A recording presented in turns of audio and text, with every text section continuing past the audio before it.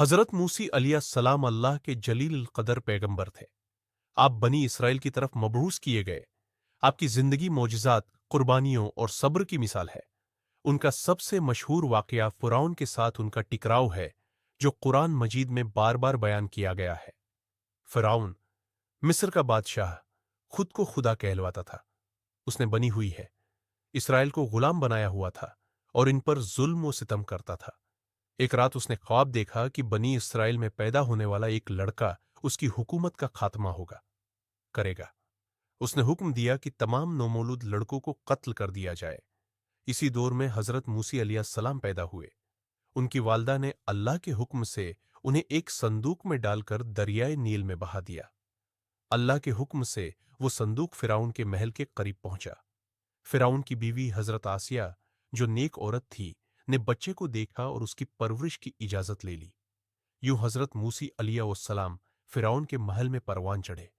جب حضرت موسی جوان ہوئے تو ایک دن انہوں نے ایک مصری کو ہلاک کر دیا، ظلم کرتے دیکھا اور اسے مار دیا۔ بعد میں جب یہ بات مشہور ہوئی تو موسی علیہ السلام کو شہر چھوڑنا پڑا۔ وہ مدین چلے گئے اور وہاں ایک نیک شخص حضرت شعیب علیہ السلام سے ملے، جنہوں نے اپنی بیٹی کا نکاح حضرت موسی سے کر دیا۔ کئی سال بعد اللہ تعالی نے حضرت موسی کو نبوت عطا فرمائی۔ ایک دن طور پہاڑ پر اللہ نے حضرت موسی سے کلام فرمایا اور انہیں حکم دیا کہ وہ فرعون کے پاس جائے اور اسے ہدایت کی دعوت دے۔ حضرت موسی علیہ السلام نے دعا کی، اے میرے رب، میرے لیے میرا سینہ کھول دے اور میرے کام کو آسان کر دے اور میری زبان کی گرہ کھول دے تاکہ لوگ میری بات سمجھ سکے۔ سورۃ 25-28۔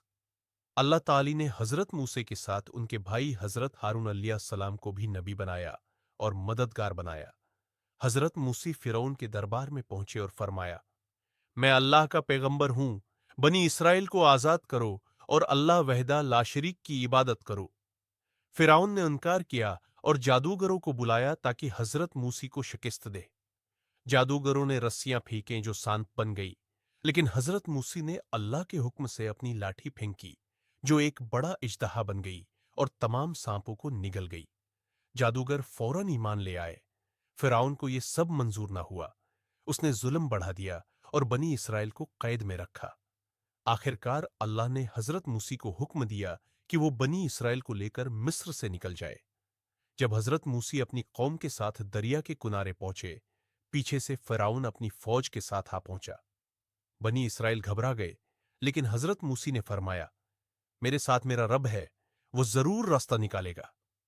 اللہ تعالی نے حضرت موسی کے لیے دریا کو 2 حصوں میں تقسیم کر دیا اور وہ اپنی قوم کے ساتھ خشکی پر گزر گئے۔